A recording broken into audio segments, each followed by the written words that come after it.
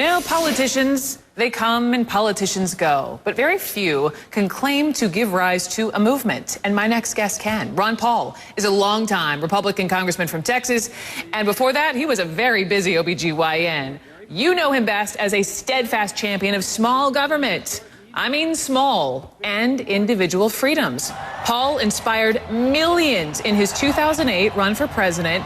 And just last year, he decided not to seek re-election to Congress so he could run full-time for president this year. And he picked up 190 Republican delegates and still has not endorsed Mitt Romney. And Ron Paul joins me on the phone this hour from Clute, Texas. Congressman Paul, nice to have you back on the show here. Thank you. Good to be with you, bro. Good to be with you. Let's just get right to it. In this 11th hour, live on CNN, sir, are you finally ready to close ranks around your party's nominee? Oh, not quite, because I don't think there's enough difference between the two candidates, and I assume the victor today will be the status quo, because I think the status quo has been up and there's no competition, so we're going to continue with basically the same policies that we've had for a long time, so I don't see the election as the way it's turning out to be very crucial at all. So you're saying status quo, which means, are you saying the president will win another 4 years? No, I would say either person would carry on the status quo, because they essentially endorse, government managed medical care variations, varies a little bit. They endorse the same foreign policy of having our troops around the world and doing a lot of things I don't believe in. They endorse the monetary system. They haven't addressed the subject of cutting spending. Well, let me jump in, because let's talk money. Let's talk money, Congressman, because I am sure you are aware this is by far the most expensive election in U.S. history. By some estimates, we're hearing $6 billion, that is billion with a B, dollars raised and spent by, this is all the candidates, all the races nationwide. A lot of Americans, Congressman Paul, they're shocked by that, and a lot of them are appalled by that. Should they be appalled?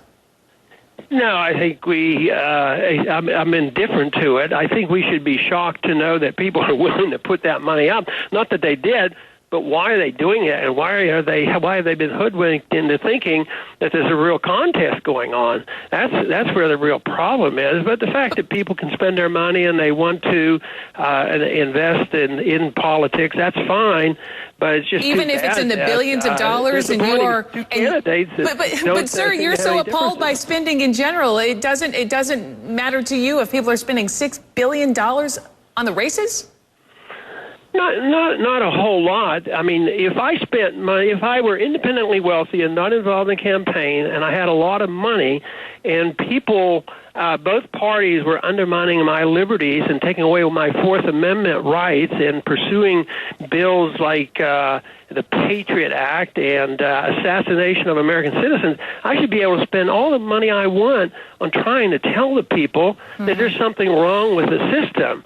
So it's how they spend it. What's wrong is all this money is being spent to influence and control and own government to be used for their benefit, the special interests, and that's what's wrong. It's how they spend it and what they're spending on, not the principle of spending the money and being able to lobby and petition, the politicians and to try to change things. Congressman, let's talk change and let's talk Congress, because I know, as we mentioned, you are saying goodbye to Capitol Hill, but I want you to hear what one of your Senate colleagues just told 60 Minutes this weekend about the culture of modern politics.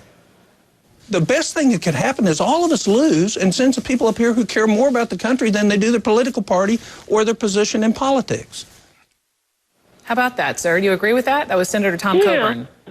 Yeah, I agree with that, because I think everything, probably not everything, but close to everything, is designed for power. I argue the case there's not much difference. And you mean these races aren't very important? Why do they pretend? Well, they don't. They want the control. Who has the powers? Whose special interests will be protected? And so it is very real, and therefore the party structures are designed to find out which group of people will have the control and who's going to have the benefits.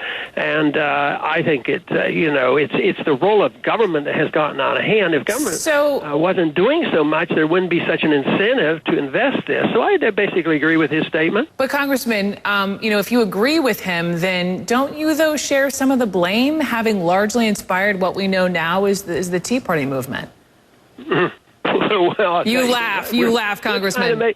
we're trying to make the point that this is a broke system and we have to do something else and something differently. So hardly would voicing the opinion and point out where the problems are would be making things worse. So if we just say, sit back and say, well, just let it continue, then there's this pretense that they're really having a debate. But there was no debate on the important issues. Okay. You know, in the last 3 months or so, you know, when the candidates had been selected, Okay. where did they fundamentally and philosophically disagree on the role of government? On foreign policy, the same thing. Monetary policy, same thing. Did they talk about spending and how bad the debt was and about the baseline budgeting, the evils of that? I hear your frustration. I hear your frustration. I asked you in the commercial break if you voted. You said that was top secret. I asked anyway. You said yes. Once again, you won't tell me who you voted for, Congressman Paul? No, all right. Cares how I voted. I mean, try. The campaign's over. It's important that people think about the issues. Congressman Ron Paul, thanks for picking up the phone and calling us. We appreciate it. From Thank Clute, you. Texas.